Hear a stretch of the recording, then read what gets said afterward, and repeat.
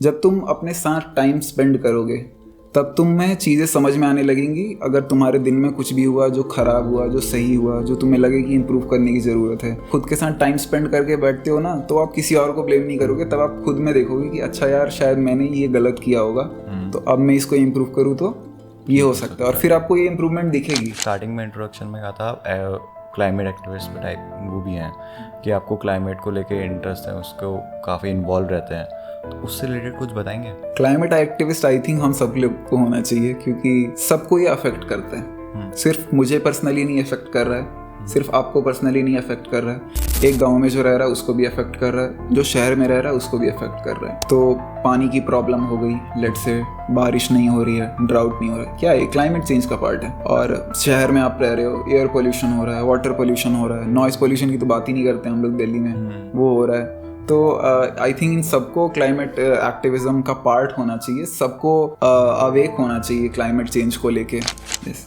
तो mainly as a human being हमें सबसे ज़्यादा इन सब चीज़ों में क्या अफेक्ट करता होगा? माइक्रो प्लास्टिक हमारी लाइफस्टाइल में इंटीग्रेटेड है। प्लास्टिक्स, बॉटल प्लास्टिक की, ग्लास प्लास्टिक के, लेस खरीद रहे हो आप प्लास्टिक का, हर चीज़ ही आपके लिए प्लास्टिक है आसपास। आपकी लाइफस्टाइल किसी ने प्लास्टिक डिपेंडेंट बना दिया, आपको पता भी नहीं था। प्लास्टिक ऑल्टरनेटिव होना चाहिए था, और अब हम प्लास्टिक के लिए ऑल्टरनेटिव ढूंढ रहे हैं। सोचो कि हमारे पास जब प्लास्टिक नहीं थी तो क्या हम लोग जिंदगी नहीं जी रहे थे? कितने टाइम पहले आया होगा प्लास्टिक? 100-150 साल पहले। उससे पहले तो हम लोग बिना प्लास्टिक के जी रहे थे ना। हमारी लाइफस्टाइल में कोई प्रॉब्लम थी क्या? बिना प्लास्टिक के हम अच्छी ज़िंदगी जी रहे थे। और अभी हमारी इकोनॉमी में ये इनबिल्ट है, हम इसको कम्प्लीटली एक बार में वॉश आउट भी नहीं कर सकते। सो आज हमारे साथ आदर्श भैया बैठे हैं, और एक बार भैया आप अपना इंट्रोडक्शन दे दीजिए, फिर स्टार्ट करते हैं। Okay. So first of all, thank you Shubham for inviting me to your channel, Let's Talk. And my name is Adarsh. I am a model. I started my modeling journey in July 2024, and now I am signed up with Root Artist, which is a great agency. I have learned modeling under Shantanu Bose. He's the Dean of National School of Drama, and other people I met along the way. Big models like Neeraj Chamoli, Anmol Preet, and yeah, that's all about my introduction. Regarding my education, I did my bachelor's in physics and my master's in physics. Now I study master's in environmental studies. I am very much passionate about environment, and I am very much passionate about climate change. I also do climate activism, and I attend conferences a lot. So that's how I was brought up. सो भैया modelling में interest कैसा आया? मतलब as an आप climate वगैरह काफ़ी मतलब well educated, और इसकी तरफ स्टडीज़ की तरफ ज़्यादा लीन नहीं, वेल एजुकेटेड लोग भी मॉडलिंग कर सकते हैं। नहीं, ऑफ कोर्स कर सकते हैं, बट आपका फिजिक्स हो गया, ये हो गया, काफ़ी ऐसा स्टडीज़ वाला है। हाँ, एकेडमिक बैकग्राउंड काफ़ी बढ़िया है, ऑफ कोर्स बैचलर्स, मास्टर्स और अभी एक्टिविज्म। तो मॉडलिंग में इंटरेस्ट कैसा है आपका? ओके, तो मैं बोल सकता हूँ कि आई थिंक मैं बैचलर्स में था तब से मैं थोड़ा सा अटेंशन सीकर टाइप का हूँ। अच्छा। तो वहाँ से शायद मॉडलिंग में इंटरेस्ट आया। थोड़ा रेडी होने की आदत थी, बाल सेट करना, स्किन केयर करना, हेयर केयर करना, और हाइट मेरी ऑलरेडी 6 फीट 1+ है मेरी हाइट। और मैं मॉडल्स को देखता था तो मुझे इंस्पिरेशन मिलता था कि ये क्या कॉन्फिडेंट वॉक करते हैं लोग। और मतलब यूजुअली लोग एड्स देखते हैं और कुछ भी देखते हैं तो उनको जैसे लेट्स से बैग का ऐड है, उनको बैग दिखाई देगा, वॉच का ऐड है, वॉच दिखाई देगा। मुझे मॉडल्स दिखाई देते थे कि मॉडल्स ऐसे कर कैसे रहे हैं। मतलब उस फील्ड में मतलब मेरा जाने का वहीं से इंटरेस्ट है कि अरे यार ये तो मैं करना चाहता हूँ। और अभी भी मैं एड्स को ऐसे ही देखता हूँ। अभी किसी लेट्स से ट्रेडिशनल क्लोथ का ऐड आ गया, यूजुअली उसमें मन्नत खन्ना दिखते हैं। Mannat Khanna is a big model as well. And ramp walk के जो भी वीडियोस होते हैं, तो नीरज चमोली का लैक्मे फैशन वीक में काफ़ी वायरल वीडियो हुआ था। And then there is Shaurya Pratap Sinha. Shaurya Pratap is also a content creator as well, and he's also a big name in the modeling industry. So धीरे धीरे मेरा modelling में interest जो है I think bachelor से buildup होते गया। मैं आया बहुत लेट एक्चुअली। अब मैं 25 ईयर्स का हो चुका हूँ, तो अभी मैं मतलब बहुत लेट आया हूँ मॉडलिंग में। यूजुअली लोग बहुत यंग एज से स्टार्ट कर देते हैं, 17 से या 18 से। यस। सो मेनली मॉडलिंग में क्या ज़्यादा प्रेफरेबल होता है? मतलब उसमें लुक्स ज़्यादा मैटर करते हैं, या मतलब ऐसा कॉन्फिडेंस हो गया या एटीट्यूड जो? देखो इस चीज़ में तो मैं बोलूँगा कि सबका अपना अपना वेटेज है। लुक्स आपको मेंटेन करने पड़ेंगे, हेयर आपको मेंटेन करना पड़ेगा, स्किन मेंटेन करना पड़ेगा, बॉडी आपको स्टैंडर्ड्स के हिसाब से, जिस भी टाइप के आप मॉडल हो आपको उस हिसाब से मेंटेन करना पड़ेगा। जैसे कि नीरज चमोली जो है वो थोड़े बॉडी बिल्डर टाइप के हैं, तो वो इंडियन मार्केट में काफ़ी प्रेफरेबल है। और मैं जैसे लीन मॉडल हूँ, तो हमारा अलग टाइप का क्राइटेरिया होता है मॉडलिंग का। अच्छा, मतलब इसमें स्टैंडर्ड्स वगैरह स्टैंडर्ड्स हैं, मतलब अब किस टाइप के मॉडल हो उस पर डिपेंड करता है। डिटेल में बता सकते हैं? ठीक है बिल्कुल। यूजुअली जो रनवे मॉडल्स होते हैं जो वॉक करते हैं, रैम्प वॉक्स करते हैं, वो लीन होते हैं। उनकी हाइट होती है 5'10" to 6'2" के बीच में, ज़्यादा ऊपर नहीं जाते हैं, ज़्यादा नीचे भी नहीं जाते हैं। और उनकी बॉडी लीन होती है, और जो वेस्ट है वो 30-32 एट बेस्ट। जो चेस्ट है आपका वो 37 से 40 के बीच में होता है ऑलमोस्ट। और मतलब बॉडी डायमेंशंस ऑलरेडी मेंशन्ड है। आपकी जॉ लाइन होनी चाहिए अच्छी, ठीक है, आप कैमरा को आप फेस कर पाने चाहिए, और वॉक में तो आपके कॉन्फिडेंस होना ही चाहिए। तो ये रैम्प वॉक मॉडल्स हो गए। फिर इसके बाद आते हैं e commerce models. E commerce models usually जो फोटोज़ क्लिक करवाते हैं और उसके लिए पैसे मिलते हैं उन्हें, प्रोडक्ट सेंट्रिक। हाँ, प्रोडक्ट सेंट्रिक होते हैं। फिर टीवीसी होता है, टीवी कमर्शियल्स। तो टीवी कमर्शियल्स के मॉडल होते हैं जो वीडियोस में आते हैं बेसिकली। तो इस टाइप के मॉडल होते हैं। फिर उसके बाद आई थिंक दैट्स इट, इतने ही टाइप के। सो अगर एज एन मैं अगर मॉडलिंग में जाना चाहूँ तो मैं रैम्प वॉक के लिए ज़्यादा प्रेफर होगा, क्योंकि मैं लीन हूँ और उसके हिसाब से ना। नहीं, हाँ, लीन तो तुम हो ही। और देखो रैम्प वॉक के लिए स्पेशली जो है सबसे मेजर इशू है वो है हाइट। तो आपके पास हाइट होनी चाहिए। ई कॉमर्स में आपको ये सारी चीज़ें मेंटेन करनी ही है, लीन और ये सब वो सब करना ही है। आपका हाइट में उतना ज़्यादा ध्यान नहीं जाता, क्योंकि उसमें फेस मॉडल्स होते हैं, उसमें हैंड मॉडल्स होते हैं, ठीक है, फिटनेस मॉडल्स अलग होते हैं, पेटीट मॉडल्स भी होते हैं उसमें। सो तुम तो अच्छे खासे दिखते हो, तुम्हारा मॉडल जैसा फेस भी है, तो तुम मॉडलिंग इंडस्ट्री में जा सकते हो। बट आई वुड से कि रैम्प वॉक पे ज़्यादा ध्यान नहीं देके ई कॉमर्स में जाएं, क्योंकि फर्स्ट थिंग पैसा वहाँ ज़्यादा है और आपका करियर लंबा वहाँ चलेगा। अच्छा, प्रोडक्ट वाले में, प्रोडक्ट सेंट्रिक में। ओके। तो अगर कोई बंदा जैसे रनवे मॉडल है और वो लीन कैटेगरी में आता है डायमेंशंस के हिसाब से, तो अगर उसको चेंज होना पड़ेगा, मतलब अगर उसको शिफ्ट करना है अपना जॉनर, तो उसको पूरा अपने बॉडी स्ट्रक्चर वगैरह सब पे काम करना पड़ेगा। हाँ, मतलब बॉडी तो जैसा मैंने बताया कि दोनों में मेंटेन करके रखनी पड़ती है। ई कॉमर्स में स्पेशली आपकी जो कैमरा के सामने पोजिंग है, पोजिंग जो है वो एक अलग चीज़ होती है, और रैम्प वॉक में वॉक होती है। तो ये दो चीज़ें जो है दोनों का मेजर डिफरेंस है, पोजिंग और वॉकिंग का। तो आपको कैमरा फेस करके पोज करना आना चाहिए ई कॉमर्स के लिए। और यूजुअली जो भी मॉडल्स होते हैं वो ये दोनों कैटेगरी में काम करते ही हैं। शुरू आई थिंक मोस्टली जो भी मॉडल बनना चाहता है उसके दिमाग में पहले रैम्प वॉक ही आता है। हाँ, वो एक बार स्टेप बाय स्टेप बता दीजिए कि अगर जैसे किसी इंसान को मॉडलिंग में जाना है तो स्टेप बाय स्टेप उसके लिए क्या क्या होना चाहिए, क्या क्या करना चाहिए, उसे कैसे कैसे जा सकता है। पहले तो आपको ये देखना चाहिए कि बाकी मॉडल्स को ऑब्जर्व करो, बाकी मॉडल्स को देखो कि वो कैसे रहते हैं, क्या करते हैं। तो सबसे पहले देखो कि वो अपना हेयर मेंटेन करके रखते हैं, एक स्पेसिफिक टाइप का हेयर स्टाइल मेंटेन करके रखते हैं जो उनके फेस कट को सूट करेगा, जो उनके बॉडी साइज को सूट करेगा। तो आपको अपनी बॉडी को उस अकॉर्डिंग ग्रूम करना पड़ेगा जिसमें आप बेस्ट दिखो। ये नहीं कि मुझे किसी और की तरह दिखना है, मुझे सैफ अली खान की तरह दिखना है, ऐसा कुछ नहीं। जिसमें आप कंफर्टेबल हो, जो आपका बेस्ट फेस हो। और फिटनेस पे तो ऑफकोर्स आपको ध्यान देना पड़ेगा, ग्रूमिंग पे आपको ध्यान देना पड़ेगा। अगर आप बियर्ड रखते हो तो आप बियर्ड अच्छे से रखो, है ना। क्लीन शेव रहते हो तो क्लीन शेव अच्छे से रखो। और ये सारी चीज़ें हो गई। बाकी और चीज़ें होती हैं, मॉडल्स यूजुअली कंटेंट क्रिएशन में भी चले जाते हैं। कुछ मॉडल्स जो है मॉडलिंग से एक्टिंग की तरफ चले जाते हैं। तो ये डिपेंड करता है मॉडल टू मॉडल कि वो किस कैटेगरी में जाना चाहते हैं। वो कहीं से स्टार्ट होता है और फिर वो कहीं और भी ट्रैजेक्टरी चली जाती है।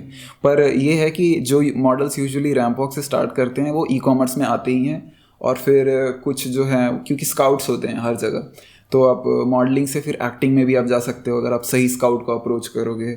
और किसी को जैसे मुझे इंटरनेशनल मॉडलिंग में जाना है, मेरा उसमें इंटरेस्ट है कि मैं एक इंटरनेशनल लेवल का मॉडल बनूं, ठीक है, मतलब मैं बड़े बैनर्स पे दिखूं, सिर्फ इंडियन मार्केट में नहीं, इंटरनेशनल मार्केट में भी दिखूं। और जैसे मेरा नाम भी आया कि मैं पेरिस फैशन वीक में वॉक कर रहा हूँ या न्यूयॉर्क फैशन वीक में वॉक कर रहा हूँ, वर्साचे के लिए वॉक कर रहा हूँ, ऐसा।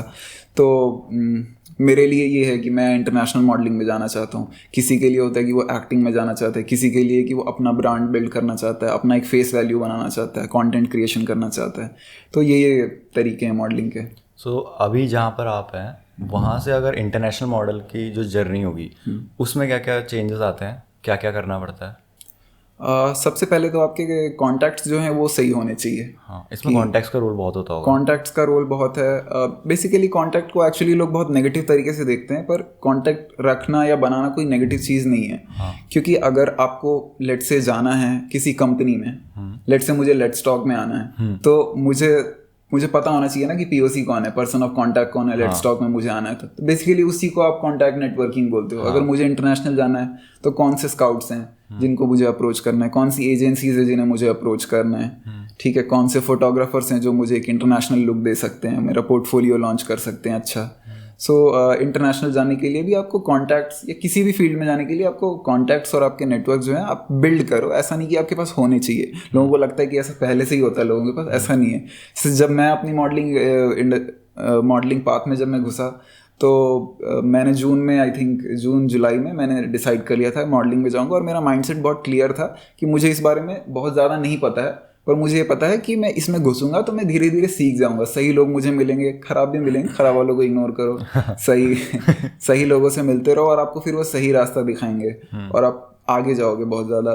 मेरे को मॉडलिंग जो मेरी ये पाथवे रही है उसमें मुझे बहुत ज़्यादा हेल्प किया है। मेरे बहुत क्लोज फ्रेंड हैं अब, और बहुत ज़्यादा हेल्प करते हैं मुझे, बहुत ज़्यादा मोटिवेटेड रखते हैं। अगर यूजुअली आपकी ट्रेजेक्ट्री बहुत स्लो होती है पहले इन अ मॉडलिंग इंडस्ट्री, और फिर अचानक से आप लेट से किसी एजेंसी से साइन हो गए, फिर आप उस एजेंसी में फिर आप ओनर को जानते हो, मैनेजर को जानते हो, फिर आप फोटोग्राफर से मिल रहे हो, फोटोग्राफर से आप बढ़िया दोस्ती बना के रखो, मेकअप आर्टिस्ट से बढ़िया दोस्ती बना के रखो, सब आपकी हेल्प करते हैं। तो जब मेरी ट्रेजेक्ट्री बहुत स्लो चल रही थी, जब मैं बहुत लो था कि यार मुझसे तो हो नहीं पा रही है मॉडलिंग, कैसे करूँ मैं, तो मेरे फ्रेंड थे, थानेश्वर रोवी नाम है उनका, वो आसाम से हैं और वो एक्टिंग करते हैं मोस्टली और मॉडलिंग भी करते हैं। तो उन्होंने मेरी काफ़ी हेल्प की, काफ़ी लोगों से उन्होंने मुझे मिलवाने की कोशिश की, काफ़ी चीज़ें उन्होंने मुझे बताई कि अच्छा इनको ऐसे अप्रोच करना है, ऐसे जाओ, कास्टिंग में ऐसे जाना है, ठीक है, कास्टिंग में भी कैसे नहीं जा सकते हो, अब ब्लैक कपड़े पहन के जाते हो, बूट्स पहन के जाते हो, ठीक है, अपनी वॉक पे वर्क करो, अपनी फ़ोटोज़ पे वर्क करो। और मैं बेसिकली अपना इंस्टाग्राम बहुत लो मेंटेन करता हूँ, बाकी मॉडल्स अपना इंस्टाग्राम बहुत अच्छा मेंटेन करके रखते हैं। तो तुमने तो मेरा इंस्टाग्राम देखा ही है, बहुत सिर्फ और सिर्फ मैं अपनी फ़ोटोज़ ही, जो ई कॉमर्स टाइप की फ़ोटोज़ हैं या जो फ़ोटो शूट होता है वही डालता हूँ मैं अपनी मॉडलिंग पेज पे। तो मैं कंटेंट क्रिएशन में उतना ध्यान नहीं देता हूँ। तो मेरे लिए ये तरीका है कि मुझे सामने से कोई जल्दी अप्रोच नहीं करेगा, क्योंकि मेरा इंस्टाग्राम उतना एक्टिव नहीं है। और अगर मैं रियल लाइफ में बोलूँ तो मैं इतना बोलना भी नहीं पसंद करता हूँ तो मैं बहुत कम बोलता हूँ। और यही है कि तो फिर मुझे ये समझ में आया कि मुझे सही लोगों से फिर बात करनी पड़ेगी, उनके व्यू में आना पड़ेगा, अच्छा काम करो, अच्छी पोजिंग करो। अभी मेरा फ़ोटोशूट हुआ है रणविजय पॉल के साथ, वो न्यूयॉर्क बेस्ड फोटोग्राफर है, आई थिंक शिकागो बेस्ड भी हैं, और उनके साथ फ़ोटोशूट हुआ और काफ़ी अच्छा था फ़ोटोशूट। तो मैं रणविजय से मिला, तो ये सारी चीज़ें मुझे मॉडलिंग में आने से पहले नहीं पता थी कि रणविजय पॉल कोई है, नीरज चमोली कोई है। तो ये सारी चीज़ें जो जैसे आप घुसते हो तो धीरे धीरे आपको पता चलती है, उनसे आप बढ़िया फिर मेंटेन करके रखते हो अपने रिलेशंस, तो आप आगे जाते हो। और अच्छा काम तो आपको करना ही पड़ेगा ऑफ कोर्स। एक इंडस्ट्री में जब तुम घुसते हो तो तुम्हें उसका ऊपर से पता होता है कि इसमें ये करना है, ये करना है, बट तुम जब करने लग जाते हो, उसमें डीप जाने लगता है, तुम्हें पता चलता है कि हाँ ये भी है, ये भी है, ये भी है, और फिगर आउट करने में थोड़ा टाइम लगता है। First step is the most important step, जो आपको लेना ही पड़ेगा, आपको अंदर जाना है तो। और दूसरा कि चीज़ें स्लो हो सकती हैं, चीज़ें बहुत फास्ट भी हो सकती हैं, आपको उस टाइम पे अपना कंपोजर मेंटेन करके रखना है। मतलब कि अगर आपका इंटरेस्ट है बिल्कुल कि मैं करना चाहता हूँ, लोग इंटरेस्ट भी लूज़ कर देते हैं और बहुत सारे मॉडल्स तो मतलब गलत रास्ते भी चले जाते हैं। तो आपने अपना माइंडसेट बहुत क्लियर रखना है कि मतलब वो उनके लिए सही रास्ता होगा, पर आपको अपना माइंडसेट क्लियर रखना है कि मैं इसी रास्ते जाना चाहता हूँ, मुझे ये अचीव करना है। हो सकता है कि थोड़ा बहुत ट्रेजेक्टरी चेंज हो, थोड़ा बहुत चीज़ें स्लो हो, थोड़ा टाइम लगे, पर चीज़ें जो है वो आपके लिए फिगर आउट हो जाएंगी, आपके लिए वर्कआउट करेंगी। मतलब मेन गोल पे फोकस रखना है, मेन गोल पे आपको। जैसे मैंने बताया बहुत क्लियर एम था कि मैं इंटरनेशनल मॉडलिंग में जाऊँगा, और अभी मैं नहीं हूँ, पर मैं सही लोगों को अभी कॉन्टैक्ट में हूँ। और क्योंकि मेरा कोर्स चल रहा है अभी, जैसा मैंने बोला, एनवायरमेंटल स्टडीज़ में, क्योंकि मैं क्लाइमेट एक्टिविज्म भी करता हूँ, तो वो जब ख़त्म होगा तब मैं फिर इंटरनेशनल जाऊँगा ऑफ कोर्स। ओके, सो भैया अगर कोई मॉडलिंग में है, उसको वो पैशनेट है मॉडलिंग को लेके, और अभी आप एजेंसी से साइंड हो, तो वो एजेंसी को कैसे अप्रोच करे, मतलब वो एजेंसी को कैसे अप्रोच करे और एजेंसी में कैसे जाए, और फिर एजेंसी के अंदर क्या क्या काम होते हैं एज अ मॉडल?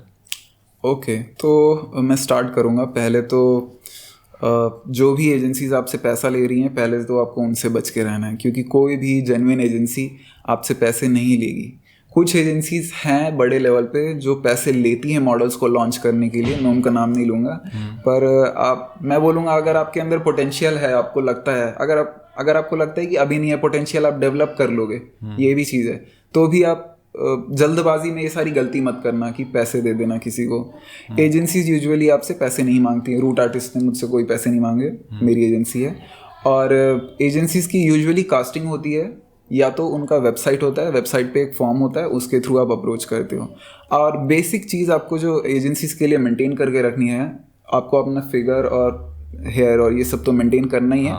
आपको पोलारॉइड्स क्लिक कराने पड़ेंगे। पोलारॉइड्स बेसिकली ये होता है कि आप प्लेन वाइट बैकग्राउंड पे ब्लैक क्लोथ्स फिटिंग टाइप की पहन के, और जीन्स भी फिटिंग और बूट्स पहन के आप फोटोज खिंचवा लो, ऐसे front, left, right, sideways, 45 degree, back. तो इसको पोलारॉइड्स बोलते हैं। बहुत प्लेन पिक्चर्स जिसमें एजेंसी को आपका बॉडी स्ट्रक्चर दिखे, आप क्लियर आपका फेस दिखाई दे, क्लोजअप पिक्चर्स भी होनी चाहिए, क्लियर आपका बॉडी दिखाई दे, क्लियर आपका पोस्चर दिखाई दे। ये चीज़ आपको चाहिए होती है अप्रोच करने के लिए। और मैं अपनी बात करूँ तो मेरे पास पोलारॉइड्स भी नहीं थे क्योंकि पोलारॉइड्स क्लिक करवाने के लिए भी आपको फोटोग्राफर चाहिए, उसके लिए पैसे चाहिए, मेरे पास उतने पैसे भी नहीं थे। तो मैं कास्टिंग में गया, क्योंकि कास्टिंग में फिर पोलारॉइड्स वो खुद क्लिक कर लेते हैं। तो मैं रूट आर्टिस्ट की कास्टिंग में गया, लेट पहुंचा था मैं, पर थैंकफुली वहाँ फोटोग्राफर मौजूद थे, मेरी मैनेजर वहाँ पे मौजूद थी, मतलब अब जो मैनेजर है उस टाइम नहीं थी मेरी मैनेजर। तो उन लोगों ने फ़ोटोज़ क्लिक किया और आई थिंक 15-20 डेज़ में फिर उन्होंने मुझे सिलेक्ट कर लिया। तो बस इतना। मैं तो ये बोलूँगा मेरे लिए बहुत ईजी रहा ये, मतलब ईजी तो नहीं, 6 महीने मुझे भी लगे फिगर आउट करने में। जुलाई में मैंने स्टार्ट किया था, नवंबर में मैं साइन हुआ हूँ। तो आई थिंक कि जो मेरी एजेंसी है उसने बहुत अच्छा रोल प्ले किया, बिना पोलारॉइड्स के मुझे सिलेक्ट कर लिया है। तो इसमें मेनली क्या कहते हैं, एजेंसी किस बेसिस पर सिलेक्ट करती है? आपके लुक्स को लेके या पॉस्चर को लेके, इन सब चीज़ों को लेके उनके वो क्या होते हैं क्राइटेरियाज? ओके, सो अलग अलग एजेंसीज अलग अलग टाइप के मॉडल्स को हायर करती हैं। हाँ। किसी को लीन मॉडल्स चाहिए होते हैं, किसी को बॉडी बिल्डर टाइप के मॉडल्स चाहिए होते हैं। कुछ एजेंसीज हैं जो मोस्टली लड़कियों को ही प्रेफर करती हैं। कुछ एजेंसीज होती हैं उनको मदर एजेंसीज भी बोलते हैं। मदर एजेंसीज बेसिकली आपको ग्रूम करेंगी और आपकी प्रोफाइल बिल्डअप करेंगी, और फिर किसी और एजेंसी को आपको लैंड कर देंगी, इंटरनेशनल या नेशनल, और फिर आप अपना वर्क करते रहोगे उसमें। तो एजेंसीज बेसिकली ये देखती हैं कि उनको जैसा मॉडल चाहिए, जिस बॉडी स्ट्रक्चर का मॉडल, जैसे कि मैं लीन मॉडल हूँ, रूट आर्टिस्ट को लीन मॉडल चाहिए था, मैं डार्क स्किन हूँ, तो dark skin model, brown skin जो भी बोलो, तो उस टाइप का मॉडल उनको चाहिए था। जैसी उनकी रिक्वायरमेंट होती है उस कास्टिंग के टाइम पे उस टाइप के मॉडल्स को वो लेते हैं। ठीक है, ऐसा है कि हो सकता है कि अभी लेट्स से रूट आर्टिस्ट में डार्क स्किन मॉडल्स बहुत हैं, तो अब रूट आर्टिस्ट को डार्क स्किन मॉडल्स नहीं चाहिए, किसी एजेंसी को नहीं चाहिए, तो फिर आप किसी और एजेंसी को अप्रोच करो जिसको ऐसे टाइप के मॉडल्स चाहिए। तो ये सारी चीज़ें आपको नहीं पता होंगी। स्टार्टिंग में आप देखोगे तो लगेगा कि अरे यार सारी मॉडलिंग एजेंसी के पास तो अगर मॉडल जैसा दिखता है तो होना चाहिए, लेकिन ऐसा नहीं होता है। अलग अलग एजेंसीज अलग अलग टाइप के मॉडल्स को हायर करती हैं। कुछ एजेंसीज ऐसी भी हैं जो कंटेंट क्रिएटर टाइप के मॉडल्स को हायर करती हैं। मैं कंटेंट क्रिएटर नहीं हूँ, मैं कभी हायर नहीं हो पाऊंगा उन मॉडल एजेंसीज में। यस। तो एज एन इसका पे वगैरह क्या स्ट्रक्चर रहता है, अगर मैं पूछ सकूँ तो? ओके, तो मैं बहुत डीपली नहीं बता सकता हूँ पर एजेंसीज के साथ आपका कॉन्ट्रैक्ट होता है 1 साल या 2 साल का, और कुछ परसेंटेज कट उनका होता है। हाँ। जो भी आपका शूट होगा, जो भी आपका पेमेंट बनेगा, उसमें से जो परसेंटेज उनका होगा वो ले लेंगे, बाकी आपको दे देंगे। कुछ ऐसा होता है कि हर शूट के बाद ही दे देते हैं, और कुछ ऐसा होता है कि आपको मंथली बेसिस पे मिलता है। जैसे मंथ में आपके 4-5 शूट हो गए, उसके बाद सीधा मंथ एंड पे आपको पे आउट मिलेगा। तो ऐसा होता है। तो भैया आपका जैसे आपने अभी इन सब चीज़ों के बारे में बताया, आपने स्टार्टिंग में इंट्रोडक्शन में कहा था क्लाइमेट एक्टिविस्ट टाइप वो भी हैं कि आपको क्लाइमेट को लेके इंटरेस्ट है, उसको काफ़ी इन्वॉल्व रहते हैं, तो उससे रिलेटेड कुछ बताएंगे? ओके, तो क्लाइमेट एक्टिविस्ट आई थिंक हम सब लोग को होना चाहिए, क्योंकि क्लाइमेट मतलब जलवायु होता है, और जलवायु चेंज, परिवर्तन जो है वो तो हो ही रहा है। तो मुझे लगता है कि हर आदमी को इस चीज़ को लेके एक्टिव रहना चाहिए, क्योंकि सबको ये अफेक्ट करता है। सिर्फ मुझे पर्सनली नहीं अफेक्ट कर रहा है, सिर्फ आपको पर्सनली नहीं अफेक्ट कर रहा है, एक गांव में जो रह रहा है उसको भी अफेक्ट कर रहा है, जो शहर में रह रहा है उसको भी अफेक्ट कर रहा है। तो पानी की प्रॉब्लम हो गई, लेट से बारिश नहीं हो रही है, ड्राउट नहीं हो रहा है, क्या है, क्लाइमेट चेंज का पार्ट है। और शहर में आप रह रहे हो, एयर पोल्यूशन हो रहा है, वाटर पोल्यूशन हो रहा है, नॉइज़ पोल्यूशन की तो बात ही नहीं करते हम लोग दिल्ली में, वो हो रहा है। तो आई थिंक इन सबको क्लाइमेट एक्टिविज्म का पार्ट होना चाहिए, सबको अवेक होना चाहिए क्लाइमेट चेंज को लेके। और मेरी क्लाइमेट जर्नी की बात करूँ मैं, तो स्टार्ट हुई थी कि सबसे पहले आपको उस एनवायरनमेंट में रहना पड़ेगा जहाँ आपको दिखे कि क्लाइमेट चेंज हो रहा है। तो मैं नेचर वॉक पे गया था लोधी गार्डन में कुछ टीम्स के साथ, और ठंडी के टाइम में भी आपको गर्मी लग रही थी। जैसे अब फेब के महीने में देखो, हम लोग अगर 10 साल पहले की बात करें, हम लोग स्वेटर पहनते थे। हाँ, अभी मैं हाफ टी शर्ट में बाइक चला ले रहा हूँ, तो मुझे ठंड नहीं लग रही है अभी। क्यों? क्योंकि जो टेम्परेचर है वो बढ़ चुका है, ग्लोबल वार्मिंग इज़ रियल। तो ये सारी चीज़ें हैं, इस तरीके से मेरा इंटरेस्ट आया, क्योंकि ये सारी चीज़ें मेरे अराउंड हो रही हैं, तो इन सब चीज़ों में इंटरेस्ट आया। अगर मैं बात करूँ तो दिल्ली में आप कितना पानी आप यमुना का यूज़ करते हो? आपके हाउस होल्ड में आता है क्या? नहीं आता है। मोस्टली पानी हम दिल्ली में बाहर से लेते हैं, हरियाणा से लेते हैं, हिमाचल से लेते हैं। तो जो हमारे यहाँ वाटर सप्लाई आ रही है वो भी बाहर आ रही है। दिल्ली में 800 फीट तक पानी नहीं आ रहा है, ग्राउंड वाटर 800 फीट तक नहीं आ रहा है। और अभी भी दिल्ली में ऐसे लोग हैं जो ग्राउंड वाटर पे डिपेंडेंट हैं। दूसरी बात ये है कि ग्राउंड वाटर पे डिपेंडेंट हैं, वाटर कंटामिनेटेड है। अब वाटर कंटामिनेटेड है तो सोचो कि उनकी लाइफ को कैसे अफेक्ट कर रहा है। रियलिटी में लोगों की, अब मैं और आप इस ग्लास में पानी पी रहे हैं, फिल्टर का पानी है, हम लोग नहीं उतना अफेक्ट हो रहे हैं, पर कोई इफेक्ट हो रहा है, हम किसी और तरीके से इफेक्ट हो रहे हैं। तो जो क्लाइमेट चेंज है वो सबको बराबर अफेक्ट भी नहीं करती है, सबको अलग अलग अफेक्ट करती है। अगर आप लेट से आपके यहाँ एसी नहीं होता, एयर प्योरीफायर नहीं होगा आपके रूम में, तो फिर आपको एयर पोल्यूशन इफेक्ट करेगा। आप अपने रूम में एयर प्योरीफायर लगा लो, आपके ऑफिस में एयर प्योरीफायर हो, आप कैब में आओ जाओ, आपको एयर पोल्यूशन नहीं अफेक्ट कर रहा है। तो बेसिकली आपको उस एनवायरनमेंट में रहना पड़ेगा। आपको जो भी चीज़ें अफेक्ट कर रही हैं वो आपको देखनी पड़ेंगी, फील करनी पड़ेंगी। कितने लोग यहाँ यमुना घाट पे गए होंगे जो हमारी एज के? नहीं गए। तुम गए हो यमुना घाट? आप यमुना घाट नहीं गए हो? देखो वहाँ जाके देखो पानी से कितनी स्मेल आती है। वहाँ देखो ट्रीटमेंट कैसे हो रहा है। ट्रीटमेंट कर रहे हैं, ऐसी बात नहीं है, वो लोग कोशिश कर रहे हैं। आज ही मैं गया था यमुना घाट, तो हम लोगों का इवेंट था वहाँ। वाटर हायासिंथ जो कि एक इन्वेजिव स्पीसीज़ है उसको क्लियर आउट कर रहे थे। तो ये सारी चीज़ें रियल है। बेसिकली मैं ये कहना चाहता हूँ कि आप ऑन साइड देखोगे तो आपको दिखेगा कि ये प्रॉब्लम्स हैं। यमुना में गंदा पानी कहाँ से आता है? साहिबी रिवर से आ रहा है, साहिबी रिवर साइड से ज़्यादा आता है। तो उस तरफ जो भी सोर्सेज हैं जो ऐसा वेस्ट क्रिएट कर रहे हैं, वाटर पोल्यूट कर रहे हैं, उनको रोको, उसके लिए बोलो। That is climate activism. Yes. तो mainly as a human being हमें सबसे ज़्यादा इन सब चीज़ों में क्या अफेक्ट करता होगा?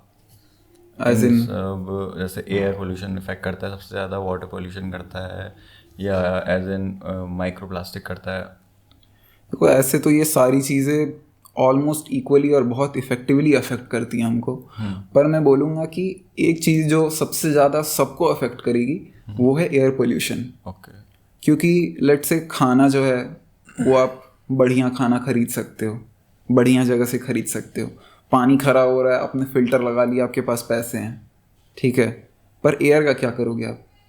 सांस तो आपको वही लेनी पड़ेगी, कभी ना कभी तो आप रोड पे उतरोगे, आपको फेस करना ही पड़ेगा। माइक्रो प्लास्टिक हमारी लाइफस्टाइल में इंटीग्रेटेड है। प्लास्टिक्स, बॉटल प्लास्टिक की, ग्लास प्लास्टिक के, हमने तो शीशे का यूज़ किया है आपको, दैट्स गुड, ठीक है। लेस खरीद रहे हो आप प्लास्टिक का, हर चीज़ ही आपके लिए प्लास्टिक है आसपास। आपकी लाइफस्टाइल किसी ने प्लास्टिक डिपेंडेंट बना दिया, आपको पता भी नहीं था। प्लास्टिक ऑल्टरनेटिव होना चाहिए था और अब हम प्लास्टिक के लिए ऑल्टरनेटिव ढूंढ रहे हैं। सोचो कि हमारे पास जब प्लास्टिक नहीं थी तो क्या हम लोग जिंदगी नहीं जी रहे थे? कितने टाइम पहले आया होगा प्लास्टिक? 100-150 साल पहले। उससे पहले तो हम लोग बिना प्लास्टिक के जी रहे थे ना। हमारी लाइफस्टाइल में कोई प्रॉब्लम थी क्या? बिना प्लास्टिक के हम अच्छी ज़िंदगी जी रहे थे, ठीक है। तो ये किसी का एजेंडा है, ठीक है, प्लास्टिक लाना, ठीक है। और अभी हमारी इकोनॉमी में ये इनबिल्ट है, हम इसको कम्प्लीटली एक बार में वॉश आउट भी नहीं कर सकते हैं। अभी आपने सुना होगा कि सिंगल यूज़ प्लास्टिक बैन किया था गवर्नमेंट ने कुछ टाइम पहले। तो वो क्या था, मतलब कि प्लास्टिक के बारे में बात स्टार्ट करी एटलीस्ट लोग कि यार सरकार ने क्यों प्लास्टिक बैन किया है। मे बी वो इफेक्टिव नहीं रहा हो, पर बात तो स्टार्ट हुई, कम से कम बात तो स्टार्ट हुई कि अच्छा प्लास्टिक में कुछ तो प्रॉब्लम होगा, तब तो सरकार ने बैन किया है। तो ऐसे इनिशिएटिव्स हमें और चाहिए। ऐसे इनिशिएटिव्स हमें एयर के लिए भी चाहिए। ऐसे इनिशिएटिव्स हमें वाटर के लिए चाहिए। अभी आपने सुना होगा बीजेपी के मैनिफेस्टो में था कि अब हम यमुना का वाटर जो है वो क्लीन करेंगे, पिछली सरकार क्लीन नहीं कर पाई, which is a good initiative. ये सारी चीज़ें होनी चाहिए और ये इनिशिएटिव्स पे वर्क करना चाहिए। और मुझे लगता है कि इंडिविजुअली भी लोगों को आंसर करना चाहिए और आस्क भी करना चाहिए कि सर बताओ क्या हो रहा है, आपने बोला था कि ये होना चाहिए, कहाँ तक पहुँची है बात, आप अपने RTI को यूज़ करो, आपका राइट है। तो ये सारी चीज़ें जो है होनी चाहिए। तो भैया एक और चीज़ थी कि ये जो पॉल्यूशन से रिलेटेड, जैसे एयर पोल्यूशन हो गया है, ये यमुना जो ख़राब जा रही है, या फिर डिफॉरेस्टेशन हो रहा है, ये कुछ चीज़ें ये रिसेंटली आज से 5-10 साल पहले से ही स्टार्ट हुई हैं शायद, मतलब ऑफ कोर्स हैं पहले से, बट नोटिसेबल या इतना एक्सट्रीम लेवल पे दिखना, इतना विजुअली, मतलब तुम सामने देख सकते हो कि ये चीज़ें हो रही हैं, तो वो अभी रिसेंटली हुआ है ना, या वो पाइल अप होके वो अब इस हद तक पहुंच गया है कि विजिबल होने लग गया है? देखो ये सारी चीज़ें एक्चुअली स्टार्ट और इनका मेंशन होना बहुत पहले हुआ था, पर ये धीरे धीरे चीज़ें स्टेजेस में हुई हैं। ओके। पहले जब हम बात करते थे तो सस्टेनेबिलिटी वर्ड जो था, सस्टेनेबल वर्ड, ये पेरिस अग्रीमेंट में नहीं था, सॉरी पेरिस अग्रीमेंट में आया है, उससे पहले नहीं यूज़ हो रहा था। क्लाइमेट को लेके जो भी प्रॉब्लम स्टार्ट हुई थी वो तो बहुत पहले स्टार्ट हो गई थी। उसका बहुत पुराना मेंशन है एक ब्रिटिश हिस्ट्री में, जब एक गवर्नमेंट ने, मतलब बेसिकली किंग ने फायर बर्निंग को बैन किया था या रिड्यूस किया था, ब्रिटिश के टाइम में हुआ था। हाँ। तो पहला आई थिंक एयर पोल्यूशन का इंसिडेंट वो है जो नोटिस हुआ था, और ये बहुत पहले की बात है।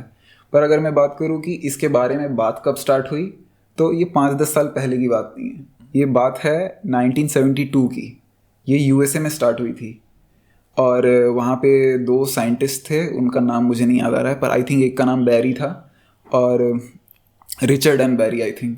सो ये 2 लोग थे और इनके में आपस में डिस्कशन हुई थी बेसिकली, और बहुत ज़्यादा हिस्ट्री है उसमें मैं नहीं जाऊँगा, पर मैं ये बता सकता हूँ कि एक का कहना था कि हम ऑल्टरनेटिव टेक्नोलॉजीज़ को फोकस करते हैं, क्लाइमेट के जो भी प्रॉब्लम्स हैं उसको रिड्यूस करने के लिए। लेट से हम कोल पे बहुत ज़्यादा डिपेंडेंट हो गए, तो हम ऑल्टरनेटिव टेक्नोलॉजीज़ की तरफ जाते हैं। लेट से सोलर पैनल की अभी हम बात कर रहे हैं, उस टाइम नहीं था, पर वो बेसिकली इस तरफ फोकस कर रहे थे, इस तरफ डायरेक्ट कर रहे थे कि ऑल्टरनेटिव टेक्नोलॉजीज़ की तरफ जाना चाहिए।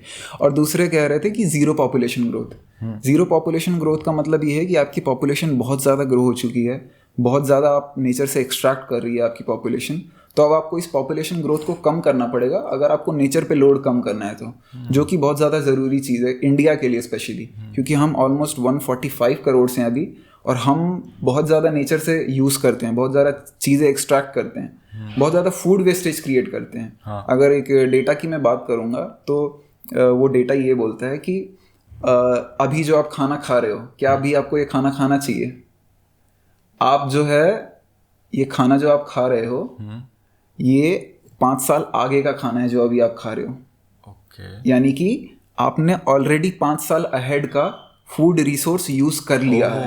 अच्छा। अगर आप 2025 में अभी जो खाना खा रहे हो, एक रोटी का निवाला खा रहे हो, ये 2030 का खाना था। हम इतना वेस्ट कर चुके हैं कि हम ऑलरेडी 5 साल अहेड का खाना वेस्ट कर चुके हैं। ठीक है, अगर मैं सिर्फ खाने की बात करूँ, ये तो वाटर की बात करूँ मैं, तो वाटर की प्रॉब्लम क्लाइमेट चेंज से बहुत ज़्यादा आती है, क्योंकि वाटर डिपेंडेंट तो हम हैं ही। वाटर टेबल की मैं बात करूँ, हमारी वाटर टेबल रिस्टोर कैसे होती है? मोस्टली रेन से होती है। अगर रेन डिले होगा, अगर रेन नहीं होगा, लेट से मार्च में रेन नहीं हुआ, तो हमारे लिए पानी की प्रॉब्लम बढ़ जाएगी। क्यों? क्योंकि रेन नहीं होगा, मौसम ठंडा नहीं होगा, गर्मी होगी, इवेपोरेशन बढ़ेगा, आपको प्यास ज़्यादा लगेगी, आप 1 बॉटल की जगह 2 बॉटल पानी पियोगे। अगर आपको 1 बॉटल की जगह 2 बॉटल पानी लग रहा है तो इरिगेशन में भी तो पानी डबल लगेगा। और फिर उसके बाद हमारे पास पानी का लोड बढ़ गया, तो हम पानी कहाँ से लेके आए? ये एक लूप टाइप का, ये एक लूप है। नेचर ने हमारे लिए हर चीज़ पे एक अपर कैप लगाया हुआ है कि आप इतना ही यूज़ कर सकते हो। हाँ। इससे ज़्यादा यूज़ करोगे तो चीज़ें डिस्टर्ब होंगी। आपका पानी का लोड अगर बढ़ेगा तो आपको क्या क्या प्रॉब्लम्स आएंगी?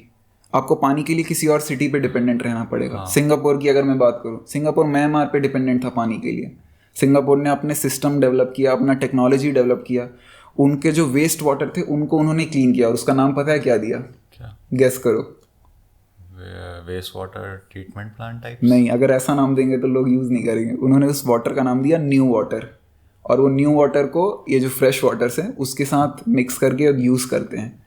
तो ऐसा नहीं है कि हम वेस्ट वाटर यूज़ नहीं कर सकते, हम वेस्ट वाटर यूज़ कर सकते हैं। हमारे पास टेक्नोलॉजी भी है, हम कर नहीं रहे हैं, चीज़ें स्लो हो रही हैं। प्रॉब्लम ये है, जो आप बात कर रहे हो कि चीज़ें 5-10 साल में क्या हुई है, चीज़ें एस्केलेट हुई हैं।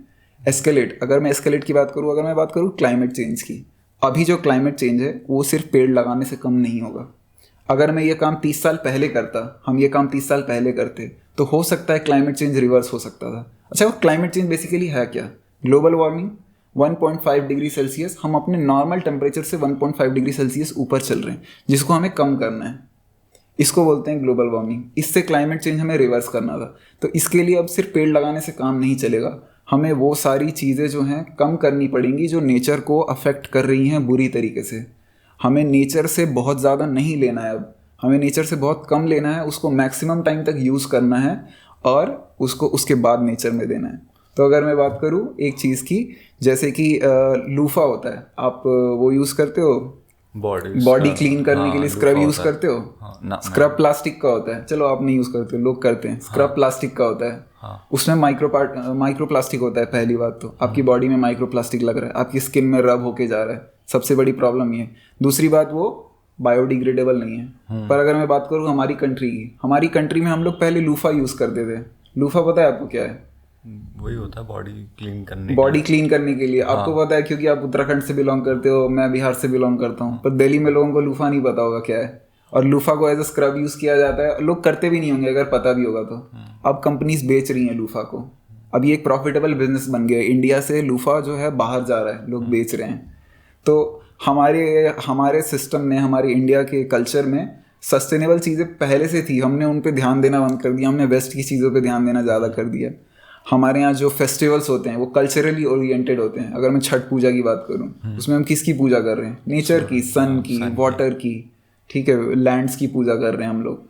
तो आपके यहाँ भी ऐसे फेस्टिवल होंगे जिसमें, इसमें क्या था, हम लोग बेसिकली नेचर के लिए अवेयरनेस क्रिएट कर रहे थे। नेचर को हम एक दर्जा दे रहे थे जो वो डिज़र्व करता है। तो अगर हम नेचर को वो दर्जा देना शुरू कर दे वापस से जो वो डिज़र्व करता है, तो हमारे लिए एज अ कंट्री हमारे लिए प्रॉब्लम्स कम होंगी। और हमारी कंट्री एक्चुअली बहुत अच्छा परफॉर्म कर रही है ऑलरेडी बाकी कंट्रीज के कंपैरिजन में। अगर क्लाइमेट चेंज रिवर्सल की बात करें या अडेप्टेशन टेक्निक्स की बात करें, रीन्यूएबल एनर्जी की बात करें, हमारा टारगेट है 550 गीगावाट्स का आई थिंक 2030 तक, और हम 21% पहुंच चुके हैं अभी तक वहाँ पे, जो कि एक बहुत अच्छा रिस्पॉन्स है, जो हमें और कम होना चाहिए था, पर हम ज़्यादा अचीव कर चुके हैं, जो कि एक अच्छी बात है।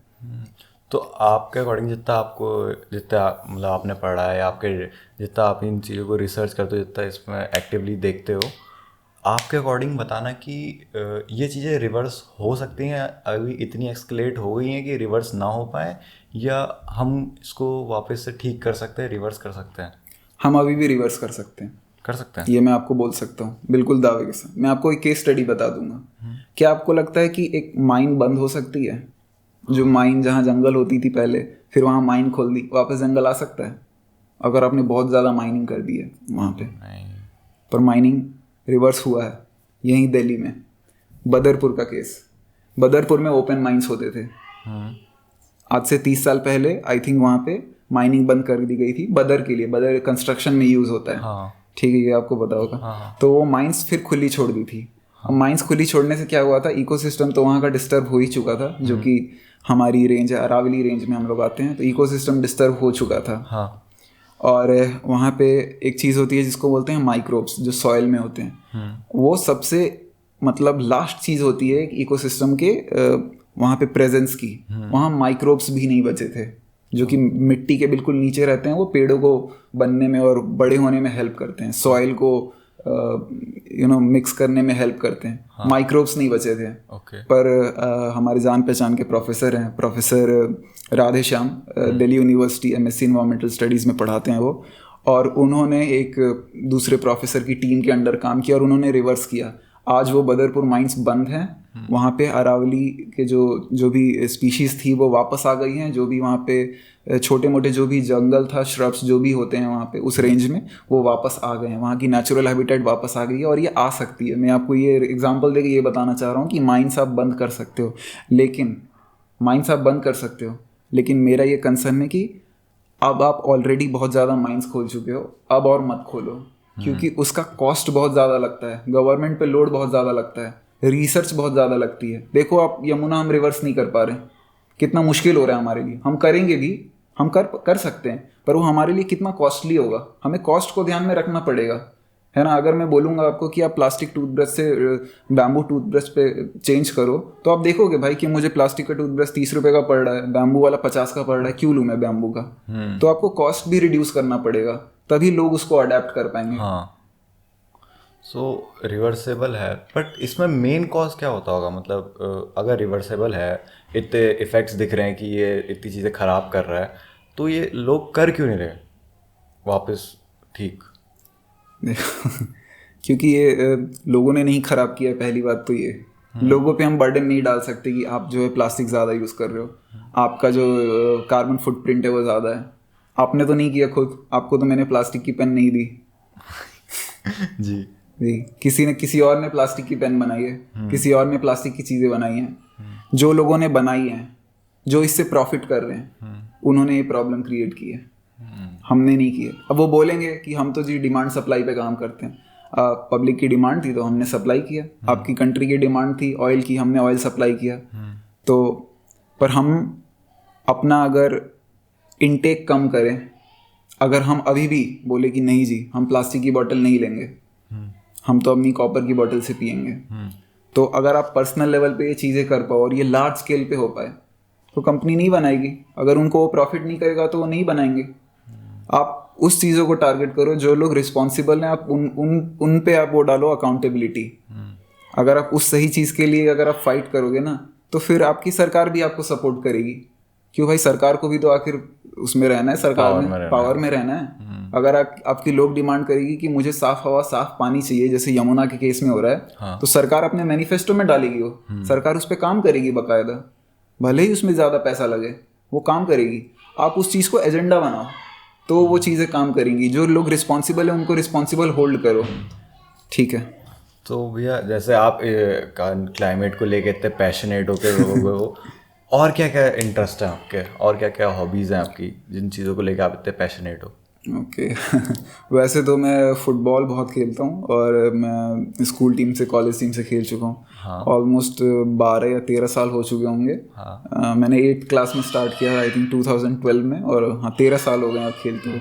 फुटबॉल में काफ़ी इंटरेस्ट है मुझे, फुटबॉल में देखता भी हूँ, मेरे आइडल क्रिस्टियानो रोनाल्डो हैं। ओके मुझे याद है कि जब मैं 8th क्लास में था तब मैनचेस्टर यूनाइटेड की जर्सी में पहनता था। उस टाइम स्काई ब्लू कलर की आती थी, एऑन लिखा होता था उस पर। उनको मैं बहुत टाइम से फॉलो करता हूँ, और मेरी पर्सनल जर्नी में उनका बहुत ज़्यादा रोल रहा है कि कहीं भी अगर मुझे लगता है कि मैं नहीं कर सकता हूँ, मैं देखता हूँ उस बंदे को कि वो कहाँ से आया है, और मैं कैसी सिचुएशन से आया हूँ। मैं एक गाँव में बड़ा हुआ था, और मैं अभी दिल्ली में सर्वाइव कर पा रहा हूँ ऐसे लोगों के बीच में जो दिल्ली में बड़े हुए हैं, बहुत अलग तरीके के लोग हैं, उनको मैं कम्पीट कर पा रहा हूँ। अभी मैं ऐसी इंडस्ट्री में हूँ, मॉडलिंग इंडस्ट्री में। मैं गाँव में तो मैं सोच भी नहीं सकता था कि मॉडलिंग में मैं जाऊँगा। वहाँ पे दीवारों पे पेंट करके ऐड होते थे, आपको ध्यान है? अगर आप अपने गाँव में जाओगे तो दीवारों पे पेंट करके ऐड होते थे, वहाँ पोस्टर भी नहीं होते थे।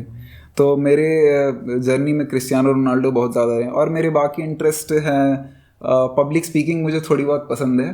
और मैं मतलब मुझे पसंद है कि मैं कुछ ऐसी क्रेडिबल बात करूँ जो लोग सुने, जो ऑथेंटिक बात करूँ, जो सुनने लायक हो, ऐसी बात करूँ मैं, तो वो मुझे पसंद है। नॉलेज गेन करना पसंद है, जैसे क्लाइमेट के बारे में बोला, जैसे फिज़िक्स के बारे में भी काफ़ी इंटरेस्ट है। और इसके अलावा मैं हॉबीज़ में मैं थोड़ा बहुत ऑरिगेमी बनाता हूँ। तो मैंने बताया नहीं, मैं अपने कॉलेज में ऐसे कल्चरल कमेटी में कल्चरल हेड हुआ एक्चुअली। तो मेरा काम है कि जो क्रिएटिविटी वाली चीज़ें हैं वो मेरे अंडर आती हैं। तो वो कैसे होंगी, कैसे डेकोरेशन होगा, तो उसको भी, उसमें भी आप सस्टेनेबिलिटी मिक्स करते हो एक्चुअली। जब आप सारी चीज़ें पढ़ते हो तो आप उसमें मिक्स करते हो कि अरे नहीं यार, मैं जो है प्लास्टिक की चीज़ें नहीं यूज़ करूँगा, मैं गेस्ट को प्लास्टिक के बॉटल्स में पानी नहीं दूंगा, ग्लास बॉटल्स में पानी दूंगा। मैं जो डेकोरेशन करूँगा ऐसा डेकोरेशन करूँगा जो रीयूजेबल हो, जो प्लास्टिक डिपेंडेंट ना हो। तो जो मैं पेपर से ऑरिगेमी करता हूँ, मैं बहुत ज़्यादा ऑरिगेमी करता हूँ, और मैं अपने साथ वालों को भी ऑरिगेमी सिखा दे रहता हूँ, आपको भी सिखाऊंगा। तो वो ऑरिगेमी ऐसा होता है कि उसका आप डेकोरेशन करते हो तो आप उसको रीयूज़ कर पाते हो। तो ये सारी जो है, मतलब जो चीज़ें जो है वो सारे इंटरेस्ट एक साथ मिल के आता है, और वो फिर आपको एक इंसान की तरह बनाता है। मतलब जितना मैंने आपसे बात की, इतना अभी तक जाना है, मतलब एक दिख रहा है, मतलब वो क्लाइमेट को लेके, इन चीज़ों को लेके आप काफ़ी पैशनेट हो, वो इनग्रेव्ड है आपके अंदर। तो मुझे मतलब एक क्वेश्चन था कि मुझे आपके बारे में, आपके पास्ट लाइफ में जब आप छोटे थे, मुझे एक ऐसी चीज़ क्या जाननी चाहिए जिसने आपको यहाँ पहुँचाया, मतलब ऐसा बनाया है कि क्लाइमेट को लेके या अवेयरनेस को लेके? क्लाइमेट को लेके या इसको लेके तो मैं नहीं बोल सकता हूँ। मैं ऐसे बोल सकता हूँ कि मैं थोड़ा एक स्टबर्न टाइप का आदमी हूँ, ज़िद्दी टाइप का आदमी हूँ। हाँ, तो ये ज़िद ही है जो मुझे मतलब हर जगह लेके जाती है, जो सही रास्ते में ज़िद है कि जैसे क्लाइमेट के बारे में जानना है, क्लाइमेट के बारे में पता करना है क्या है, कितनी नॉलेज आप पता कर सकते हो, ज़िद पे आप उतना पता कर पाते हो। जब आप पढ़ रहे हो, इतने हाई लेवल पे पढ़ते हो, तो आपके अंदर एक स्टबर्ननेस होनी चाहिए कि नहीं यार मुझे ये करना है। फुटबॉल आप खेलते हो, 90 मिनट आपको खेलना है, कब थक गए हो, अगले दिन सो नहीं पाए थे, लगातार 2-3 मैच हो गए, आपकी विल पावर होनी चाहिए, आपकी स्टबर्ननेस होनी चाहिए। तो मेरे ख्याल से बचपन से ही मैं ज़िद्दी रहा हूँ और मैं बहुत मार भी खाया हूँ इसके लिए। पर बचपन में तो छोटे में आदमी फिर गलत चीज़ों के लिए भी ज़िद करता है कि नहीं ये चाहिए, ये चाहिए। तो मेरे ख्याल से एक ज़िद है जो मेरा सही फैक्टर रहा है, सही हो या गलत हो। जब सही जगह आप अप्लाई करोगे तो सही होगा, जब गलत जगह अप्लाई करोगे तो गलत होगा। तो वो ज़िद जो है मेरे ख्याल से मेरे बचपन का एक पार्ट है, जो कि मुझे एज ए इंसान अभी जो बना पाया है, जो हर चीज़ में मैं नॉलेज या कुछ भी, या मॉडलिंग के लाइन में भी एक ज़िद ही है कि भाई मैं टिका रहा नहीं, और मैं अभी भी टिका रहूँगा। ये एक ज़िद ही है कि नहीं यार मैं गिरूँगा कोई बात नहीं, मुझे काम नहीं मिल रहा है कोई बात नहीं, मैं टिका रहूँगा, मैं अचीव करूँगा जो मैं चाहता हूँ। आप भी अपना चैनल चलाओगे तो आप इसको जिद पे ही चलाओ कि इसको बड़ा बनाना है। तो ये आप में बहुत ज़रूरी है, स्टबर्ननेस बहुत ज़रूरी है। स्टबर्ननेस आपको आपके गोल अचीव करने के लिए बहुत ज़रूरी है, चाहे आपको रास्ते थोड़ा अलग क्यों ना चूज़ करना पड़े। ये जेफ बेजोस ने भी बोला था, आई थिंक, मुझे याद नहीं कौन से इंटरव्यू में, कि उनको जो चाहिए था तो उन्होंने बोला कि ये 2 चीज़ें इंसान में होनी चाहिए, फ्लेक्सिबिलिटी एंड स्टबर्ननेस, दोनों होनी चाहिए। किसी ने उनसे पूछा था कि दोनों में से क्या होनी चाहिए, उन्होंने बोला था कि दोनों होनी चाहिए। आपको जो अचीव करना है उसके लिए आपको स्टबर्न रहना पड़ेगा, पर आप जो पाथ फॉलो करोगे उसके लिए आपको फ्लेक्सिबल रहना पड़ेगा। उसमें जिद नहीं कर सकते कि नहीं यार मैं इसी रास्ते से जाऊँगा, अगर वो नहीं वर्क कर रहा है तो आपको थोड़ा रास्ता चेंज करके जाना पड़ेगा। सो भैया गोल्स क्या हैं? मतलब कोई ऐसा पर्टिकुलर फ्यूचर प्लान, जैसा आपने बताया इंटरनेशनल मॉडल बनना है, तो उसके साथ साथ और कुछ भी है, या मतलब एक गोल है उसको पकड़ के रखा है? देखो, इंटरनेशनल मॉडल बनना तो एक गोल तो नहीं बोलूँगा, एक जर्नी है मेरे लिए, और उसको मैं मतलब मेंटेन करके रखूँगा कि मैं इंटरनेशनल मॉडल बनाऊँ तो बने रहूँ। अभी तो यही प्लान है, आगे जाके शायद चेंज हो सकता है। दूसरा मैंने बताया जैसे कि मुझे नॉलेज गेन करके और फिर लोगों तक समझाना, मतलब जो भी एक टीचर का काम होता है बेसिकली।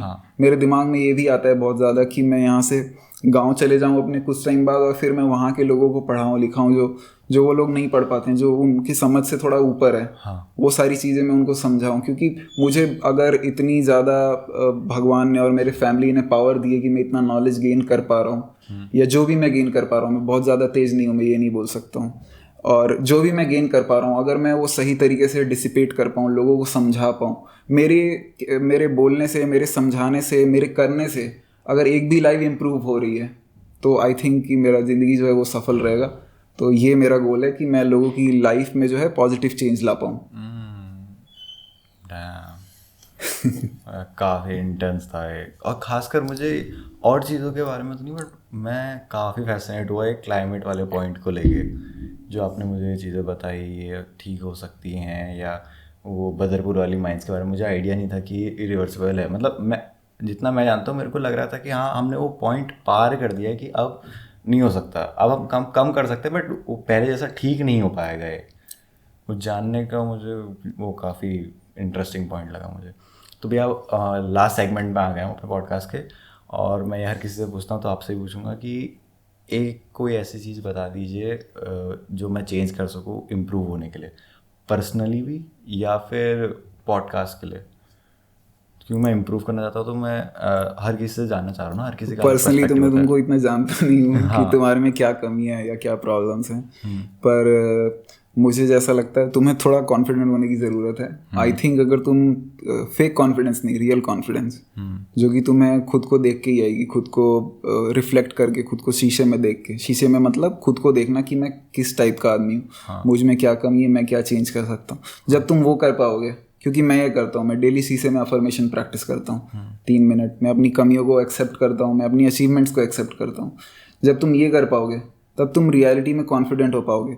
जब तुम अपने साथ टाइम स्पेंड करोगे तब तुम में चीज़ें समझ में आने लगेंगी। अगर तुम्हारे दिन में कुछ भी हुआ जो ख़राब हुआ, जो सही हुआ, जो तुम्हें लगे कि इम्प्रूव करने की ज़रूरत है, जैसे कि लेट्स से कि मैं मान लो या किसी कास्टिंग में फेल हो गया, एक्सेप्ट नहीं हुआ, बहुत बार हुआ 6 महीने, ऐसा तो नहीं है कि मैंने सिर्फ रूट में ट्राई किया, और भी जगह ट्राई किया होगा। बहुत जगह ICW का जो रैंप अप होता है वो मैं नहीं कर पाया क्योंकि मुझ में कुछ कमियां थी। तो आप सब खुद के साथ टाइम स्पेंड करके बैठते हो ना, तो आप किसी और को ब्लेम नहीं करोगे, तब आप खुद में देखोगे कि अच्छा यार शायद मैंने ये गलत किया होगा, तो अब मैं इसको इम्प्रूव करूँ तो ये हो सकता है। और फिर आपको ये इम्प्रूवमेंट दिखेगी। अपने आप को टाइम दो, 1 दिन में नहीं दिखेगी, 2 दिन में नहीं दिखेगी, 1 महीने में दिखेगी। तो ये चीज़ अब आप करोगे तो मैं आपके चैनल को लेके भी यही बोलूँगा कि आप इसको चलाते रहो, बस अपनी कमियां देखते रहना कि अच्छा शायद मैंने ये कमी की है, शायद मैंने ये कुछ गलत किया होगा, तो ये मैं ठीक कर सकता हूँ। और हर बार क्रिटिक करने की ज़रूरत नहीं है, हर बार खुद को नेगेटिव तरीके से देखने की ज़रूरत नहीं है। ये भी देखो कि अच्छा मैंने ये सही चीज़ किया, इसको मैं आगे बढ़ाऊंगा तो इसमें मैं ये ऐड करके सही चीज़ में ये ऐड कर दूंगा तो मैं और आगे बढ़ सकता हूँ। तो अपने आप को अप्रिशिएट करना भी बहुत ज़्यादा ज़रूरी है, जो कि मैं करता हूँ, जो कि अफर्मेशन में हम लोग यही करते हैं बेसिकली। ओके, डैम, काफ़ी इंटरेस्टिंग पॉइंट था, काफ़ी सही था। कॉन्फिडेंस रहना है, फेक नहीं करना, रियल कॉन्फिडेंस पे वर्क करना है। थैंक यू भैया, thank you so much for inviting. और मैं काफ़ी इंस्पायर हुआ हूँ खासकर इन्वायरमेंट को लेके, और ये लास्ट पॉइंट को लेके जो आपने कहा कि फेक मत कर, रियल कॉन्फिडेंस पे काम कर। Thank you for being there, और thank you in our podcast. Thank you for inviting me Shubham, it was amazing. Thank you.